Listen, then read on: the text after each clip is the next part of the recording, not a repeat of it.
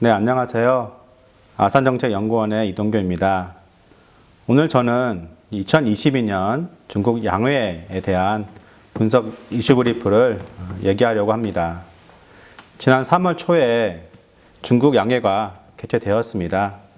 그리고 이 양회는 시진핑 정부의 어떤 정책적인 방향성과 입장을 확인할 수 있다는 점에서 많은 주목을 받았습니다.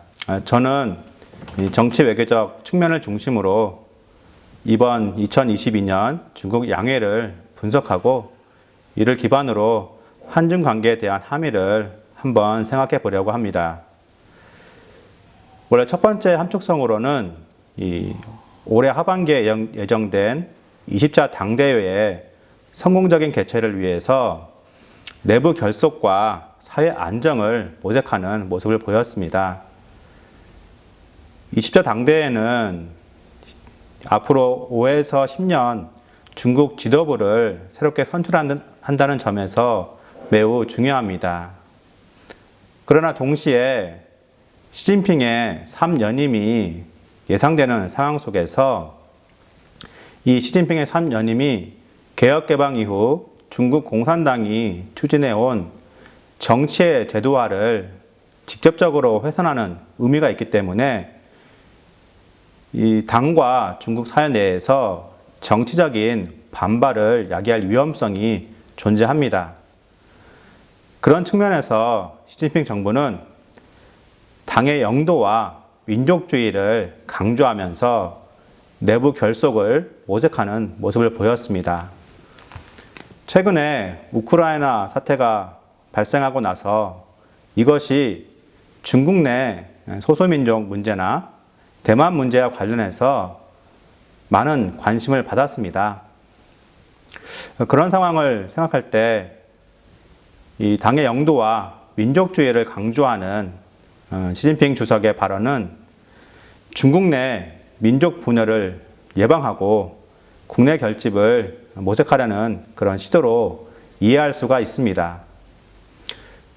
특히 시진핑 정부가 이렇게 민족주의를 계속 강화함에 따라서 이 주변국들과의 역사와 문화와 관련된 그런 갈등들도 더 확산될 것으로 보입니다.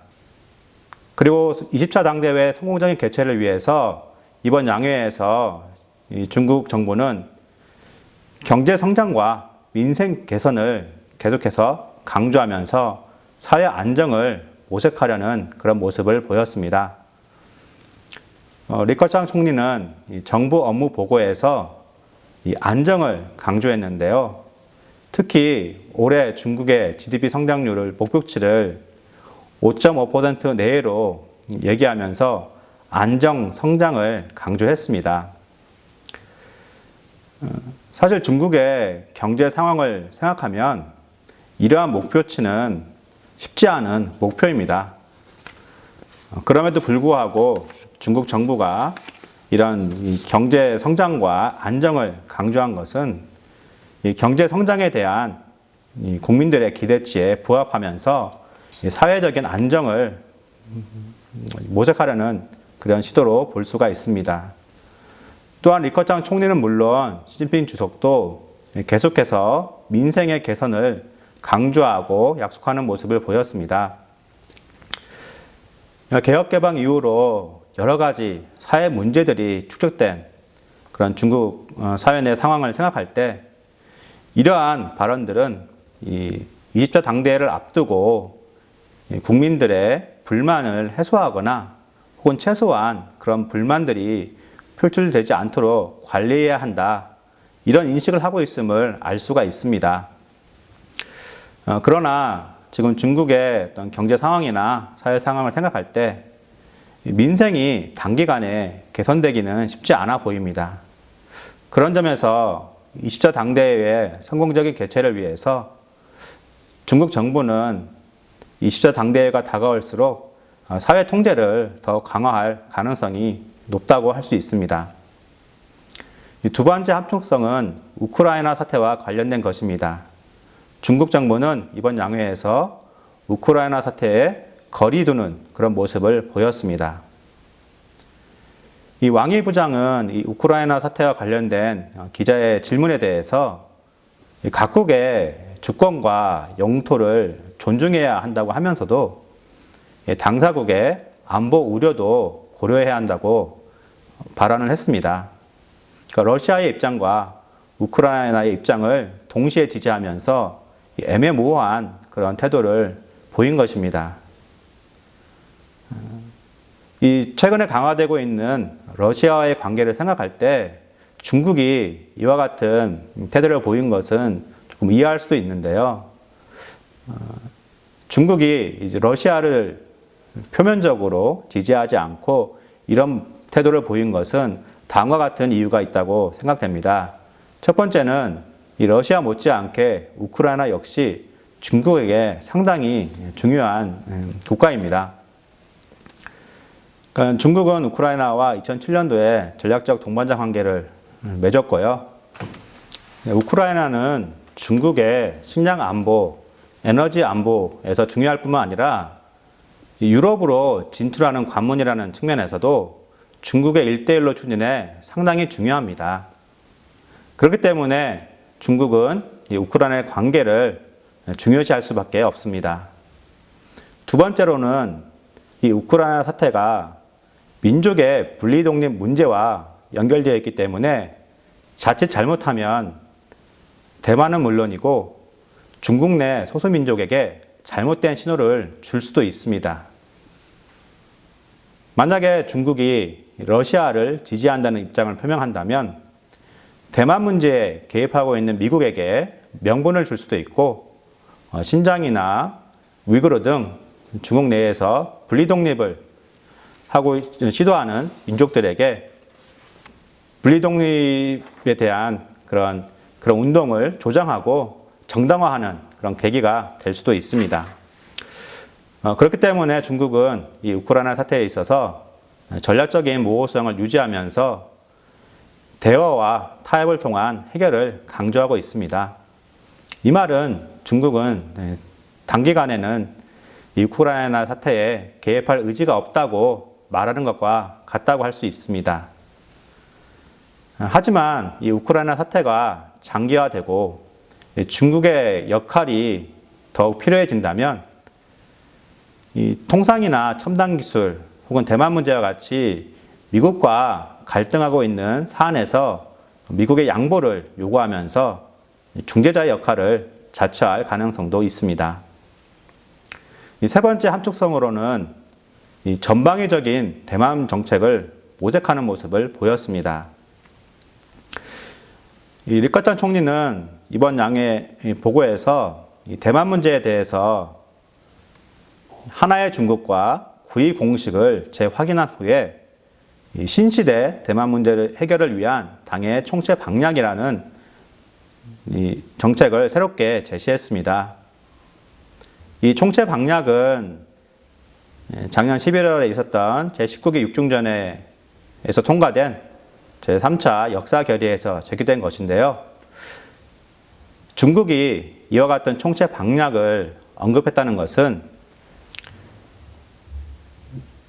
대만의 독립 노선과 미국의 대만 지원 상황 속에서 전방위적인 대만 정책을 수립해서 더욱 공세적인 정책을 펼치겠다는 것을 암시하고 있습니다.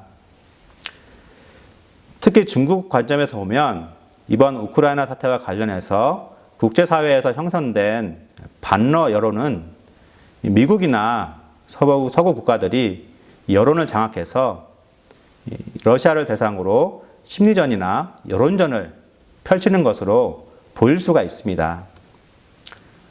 그런 점에서 시진핑 주석이 의법치군, 법에 의한 군 통치와 외국 관련 법치를 강화하는 것을 요구한 것은 이 대만 문제와 관련해서 국제사회에서 중국이 대만과의 통일의 정당성을 확보하려는 그런 법적인 토대를 모색하는 것, 이 법률전을 강화하려는 모습을 보일 것으로 보입니다.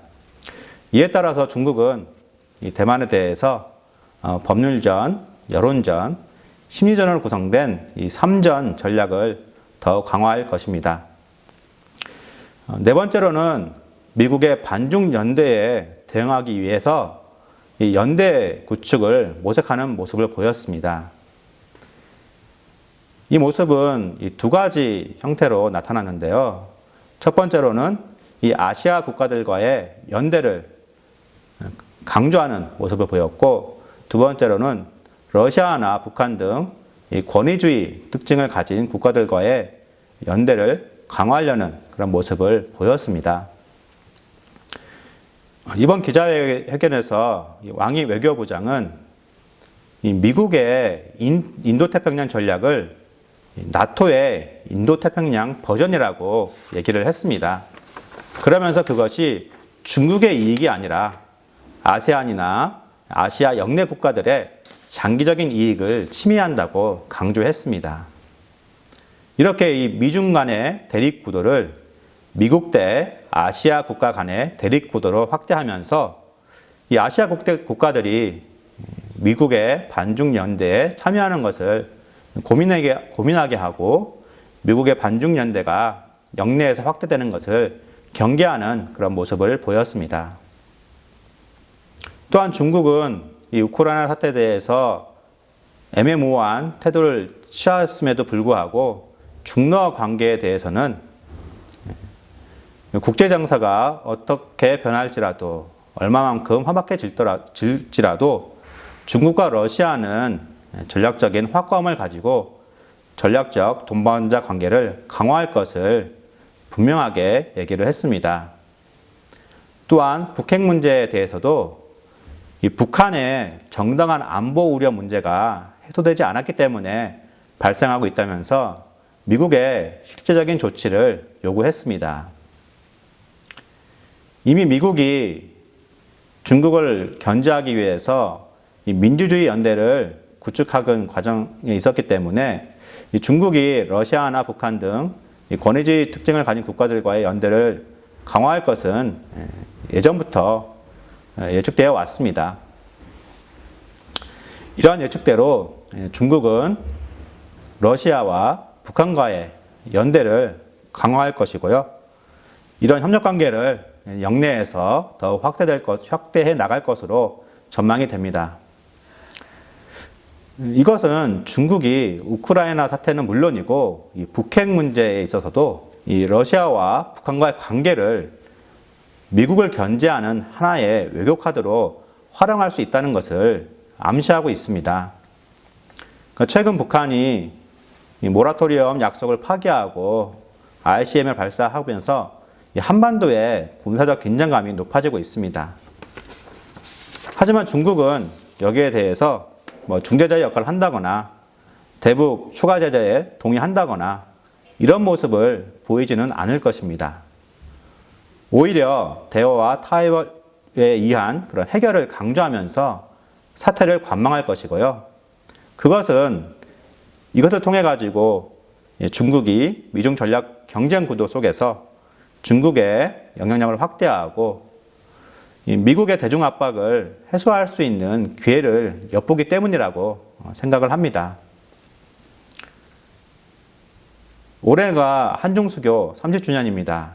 하지만 앞에서 얘기한 내용들을 볼 때 올해 한중수교 30주년임에도 불구하고 또 한중 관계를 회복하고 발전시키는 것에는 많은 어려움이 있을 것이라고 생각이 됩니다.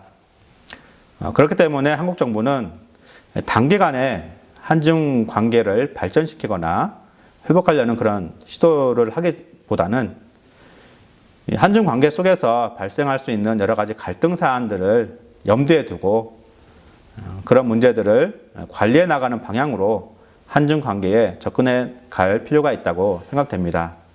네, 첫째로 한국 정부는 한중 간에 다양한 갈등 문제가 발생한 것을 염두에 두고 이를 대비해야 합니다. 이는 시진핑 정부가 미중 전략 경쟁의 구도 속에서 한중 관계에 접근하기 때문입니다. 중국은 영내 미국의 중국 압박을 완화시키기 위해서 외교적인 공세나 경제 보복은 물론 여러 가지 형태로 한국을 회유하고 압박할 수가 있습니다. 외교적인 공세나 경제 보복, 그 외에는 문화 갈등을 둘러싼 여론전 혹은 해상에서의 충돌 등이 예상됩니다. 그렇기 때문에 한국 정부는 이와 같은 갈등들이 발생할 수 있다는 것을 염두에 두고 사안별로 대응 방안을 마련해야 될 것입니다. 둘째로는 시진핑 정부가 주변국과의 관계를 위해서 국내 민족주의 정서를 관리하기보다는 내부 결집을 위해서 민족주의를 강화할 것으로 예상되기 때문에 한중 간의 문화 충돌이 더 확산될 가능성이 높습니다.